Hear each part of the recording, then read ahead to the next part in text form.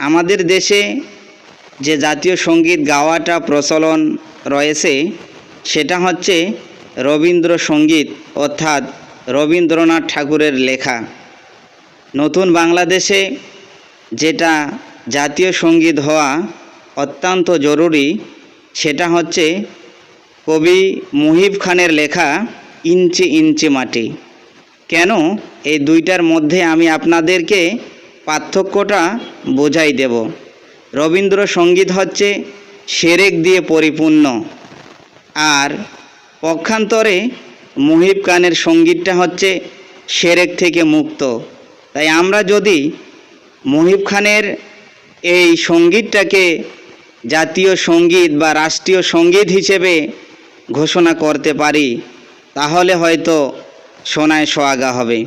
তাই আসুন আমরা একটু সঙ্গীতটা শুনে নেই।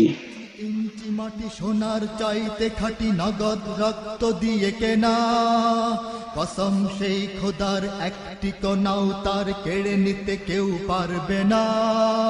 রঙের তুলিতে আকাশ সবুজের ছায়া ঢাকা, সুজলা সুফলা পরিপাটি। লক্ষ শহীদ গাজী রেখেছে জীবন বাজি, করেছে স্বাধীন এই মাটি। বাংলাদেশ আমার বাংলাদেশ, তোমার বাংলাদেশ সবার প্রাণ। ধন্য ধন্য আমি সবার চাইতে দামি বাংলা মাটির সন্তান। বাংলাদেশ আমার বাংলাদেশ, তোমার বাংলাদেশ খোদার দান। সোনার জন্মভূমি, তোমার জন্যে আমি জীবন দিয়েছি কোরবান। চারিদিকে দুশ্মন, ভেঙো না মন, সাহস জমিয়ে রাখো বুকে।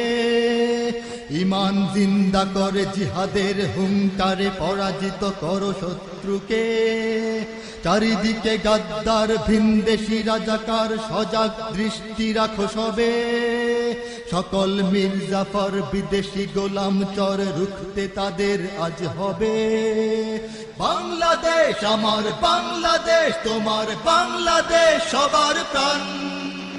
ধন্য ধন্য আমি সবার চাইতে দামি বাংলা মাটির সন্তান। বাংলাদেশ আমার বাংলাদেশ, তোমার বাংলাদেশ খোদার দান। সোনার জন্মভূমি, তোমার জন্যে আমি জীবন দিয়েছি কোরবান।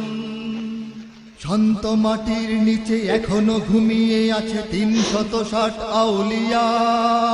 সোহরাওয়ার্দী শেরে বাংলা ভাষা নিয়ে আছে শেখ মুজিব শহীদ।